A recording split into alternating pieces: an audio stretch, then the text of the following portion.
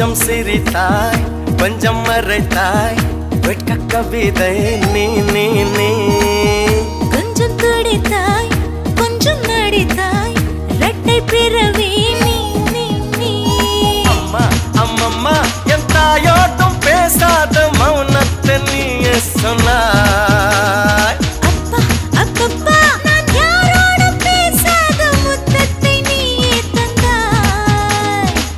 5 வயது பிள்ளை போலே அச்சச்சோ பிச்சத்தாலே கொஞ்சி கொஞ்சி என்னை கொண்டால் பருவாயில்லை